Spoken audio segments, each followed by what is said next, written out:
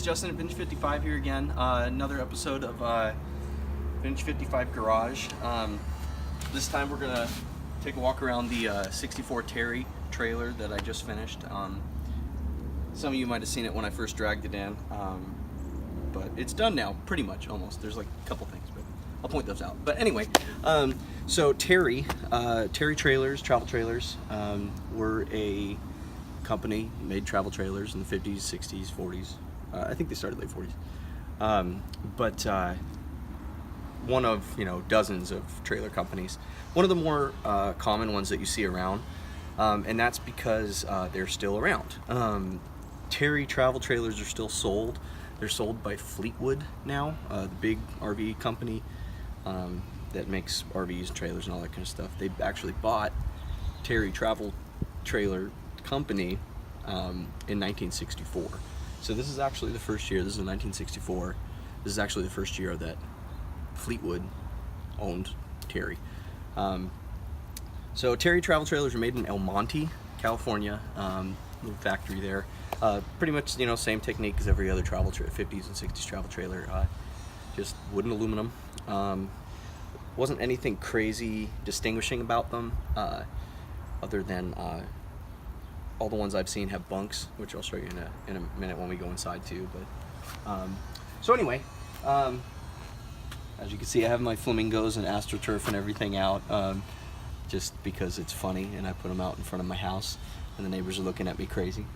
So when I got this, looked a lot different. You can see the body line here down is a different pattern than the top. This is actually white with a turquoise strip on the bottom that covered that, but I just didn't like it. So we changed it to a custom green I made with a little body stripe and white on the top. A little more squared off than some of the other ones I've done, and a little more squared off than the shafts that I did another video on. It's because it's a little later. Basically, when 1960, 61 rolled around, they kind of squared them off a little bit more, looked less canned hammy and a little more edgy. It's kind of right in between, where it's still got a little bit of roundness, but not a lot. So you can see I got white walls on it, painted wheels to match, my running lights. If you actually look at the all these little badges here, you'll see these on a lot of trailers, all different things that are different ones. This one's TCA Association. You find that on a lot of them. It's just a real cool looking badge. Basically, you'd sign up for that and you'd get little newsletters. This is for Terry, for the actual, Terry Coach Manufacturing in El Monte, for this particular trailer. Mobile Home Manufacturing Association, they all just came with that. It was kind of like a verifying badge. Same thing with this one, the MHMA, and that was just a standards badge. And then this one is actually, this is not Tom Green the actor. This was not his trailer. It was the owner I bought it from.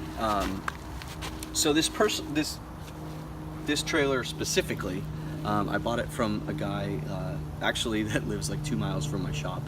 A friend of a friend hooked me up with him. He's 85, and he was an engineer that worked on the Apollo programs and like Tomahawk missiles and like the moon lander, like all this crazy stuff. And so we sat around and I listened to a bunch of his stories for a while, and I bought this from him. So he bought this in 1964, brand new, and traveled all over the country in it with his wife, and then parked it in 1977 and didn't touch it.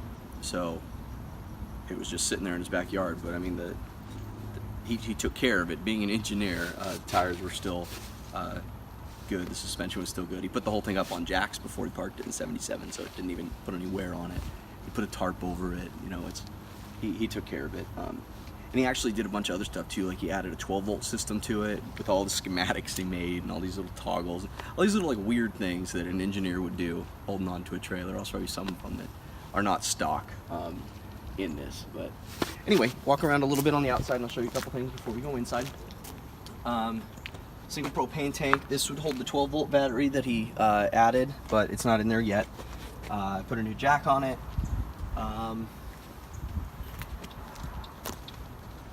This is the inlet for the hard water. This is the drain for the hard water. This is the drain for the sink. This is your access for your power cord. And then on the back, there's a couple interesting things. The light,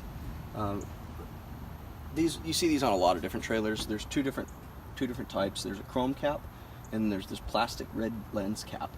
And what that does is it actually works as a third running light, which is kind of cool. So that lights up red when it lights up white underneath. I have a better plate coming, a legacy plate.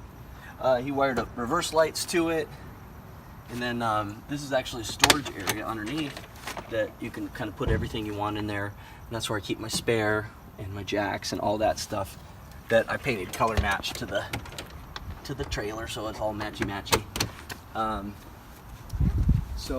Yeah, I mean, it's a 16 foot, it's not huge, but it's not, cramped either. So let's take a look inside. As you can see, it has the regular door and the screen, which is nice. So as you can see inside, it's not crazy big, but it's perfect size for 2.5 people that we are. So some cool stuff in here. One, we did all the upholstery. We did it mint green vinyl to match the outside, and then we did a horseshoe pattern for the curtains. We kind of went with a horseshoe pattern. This is a little like cowgirl pillow that we actually found in one of the other trailers we did. It worked perfect in here. Got the storage up top, everything. This lens with the starbursts actually has a cool story. I got this off of the 65 Terry. That was the first trailer I did, and I thought it was so cool. And when I sold that, I switched the bulb out, or the globe out, and I've actually transferred this into every trailer we've owned. And then when I sold them, I took it back out again, so it's bounced all the way to trailer number 9 now. Propane lamp. This is actually a little map pocket, but it was missing the lid. And if you've ever road tripped in a trailer, you realize anything you leave out is kind of just bounces around once you get moving. And so I just made it into a little tray. It's still, an access for putting storage underneath, but it also works. You can just throw your stuff over there before you move. Original towel holder and Dixie cup thing and paper towel holder. It's got these real cool starburst tiles and flecked Formica on the table, as well as the counters. Just lots of storage, more storage up here. Your range hood, little shelves with all of Chelsea's little knickknacks, Smokey Bear, raccoons and stuff. Another lamp over here. This he added, which increases counter space, but which is super useful, super practical, very engineering, and he actually did a really good job. He even found the same trimming and made it really easy to use and really handy. You can see the stove is missing the top. It's actually in the chrome shop right now. The top, I didn't want the top how it was, so I'm chroming it. But propane's all hooked up. On the sink, you have a hard line, which you would attach on the outside with a garden hose, and then this would just go and be pressurized. This is an electric pump that goes to your onboard water holding tank, and this is the manual pump that goes to the onboard water holding tank. And this is just a diaphragm that you pump, and then once it builds pressure, you just get water coming out of that permanent tank, which is nice if you want to be off the grid. More lights, another light. This is the bunk I was talking about earlier. The 65 Terry that I did had two, one in the front and one in the back. This just had a single, which is actually really nice because I don't need more than one extra bed, and we get extra storage in the front, but it slides, and so you get a full bed up top over this bed. I actually added this rail so that kids don't roll off and die. The bed back here is a futon. Obviously it's in couch position right now, and it can fold down to be like, you know, kind of a more of a chair bed, and then also this pulls out, slides down, and the whole thing becomes an actual bed, a full-size bed, or in between a full and a queen. It's, I don't know what size. It's a weird size. It's trailer size. Over here you got all sorts of racks that Engineer Tom added. He made all these out of you know, masonite and put them all up there. They're pretty cool. This is the the original magazine rack that went in it. More hooks. Kept going with the horseshoe theme. The top was a little water damaged. This was really the only thing damaged in this trailer. I haven't gotten to that yet. If we keep it, honestly, I don't know if we will get to it, but it is resealed now. There's no you know, there's no water. Water can't get into it now. I resealed it and put a new vent, but the damage is, you know, done to the wood already. This is closet. As you can see, you got a lot of storage room. There's actually dresser drawers, hooks everywhere, hanger rack.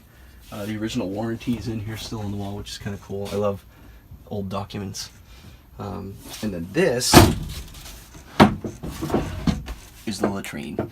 And everybody laughs when they say this because it's just a chair with a hole in it with a bag under it. But if you're camping off the grid, not in a campground, it works really, really good in a pinch. No pun intended. But it works really great for, you know, if you're just parking behind a gas station or something for the night. Let's see, a couple other things. This is not a fridge, it's an ice box.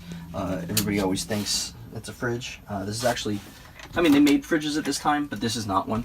I actually like this better than a fridge, and I've switched out refrigerators for ice boxes in a couple trailers that I've had.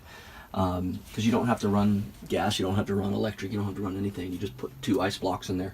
It's essentially a big cooler, but it just keeps the ice longer than a cooler would, and it self-drains out of the trailer onto the ground.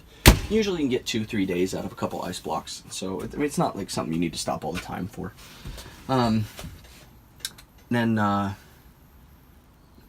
it had shag carpet all over the floors when I got it.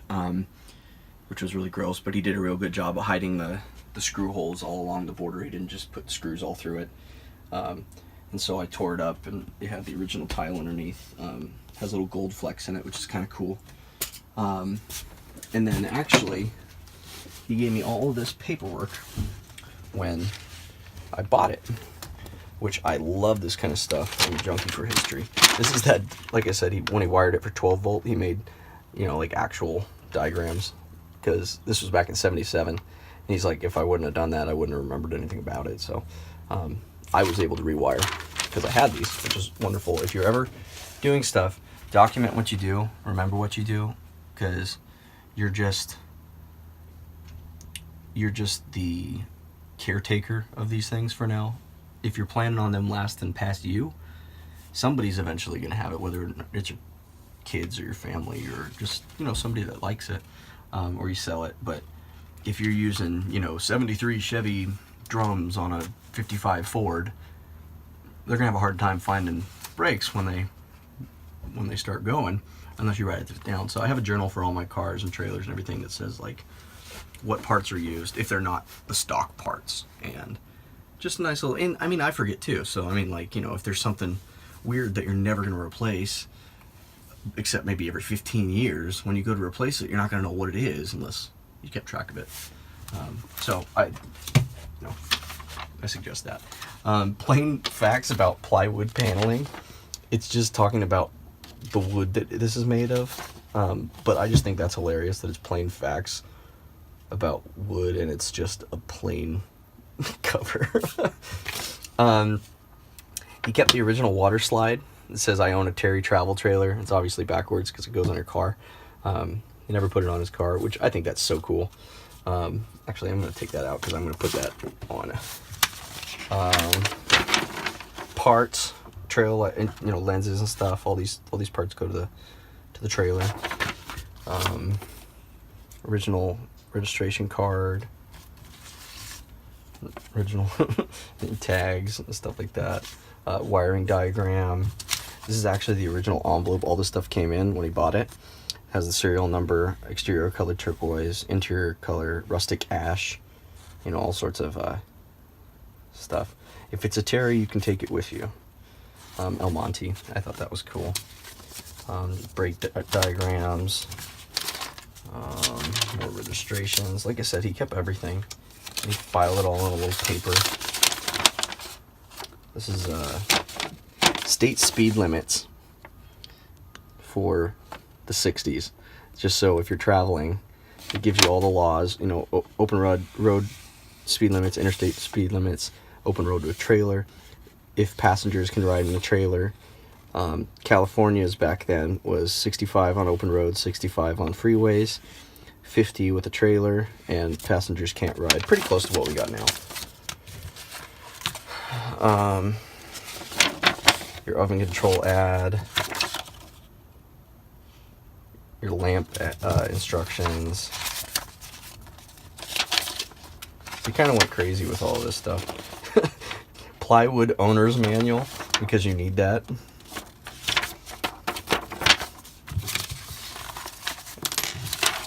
Just my application stuff. And then this is actually, I gotta frame this. This has traveled from trailer to trailer with me too. My mom and my grandma and my grandpa would go on road trips all the time in the 50s and 60s. And I took some of their Polaroids and made them into a collage and framed it. And it goes in all of our trailers. This is their Chevy truck with their camper, and that's my grandma. This was their wagon, their Ford wagon, that my grandpa, being kind of that same engineering type, he's a surveyor, made a big birch luggage rack box that went on top, and they'd keep everything in when they took the wagon. This is them in Yosemite. I don't know where this is, but that's my grandma in probably about 65, and my mom with her little sunglasses, and my grandpa and my mom out in Yosemite. This is a Route 66 thing, hand feed llamas and monkeys, Storyland. Anyway, I just think it's really cool, and so I framed those and put those up. But I gotta find I broke the frame for it, so I gotta find another frame. But yeah, I like history, obviously. But I think that's pretty much everything. So this is a pretty much done trailer. I did all of this, everything to this in about, I bought it 40 days ago. So if you actually, and I mean, I wasn't busting my butt the whole time either. It was just kind of, you know, at my own pace. If you decide to do a trailer and you find one in decent shape, it's not too hard to do all this stuff. I probably only have $2,500 into it and it's done. So and pretty much any finished trailer that's nice and roadable and usable and complete, you can get at least like $8,000 for it in Southern California. So it's worth doing. And but you'll probably get another trailer episode out of me pretty soon. I have friends with trailers. If not me buying another one, I don't know. But anyway, thank you for taking a look around our Terry 1964 Terry travel trailer. I'm Justin again. Have a good day, you guys.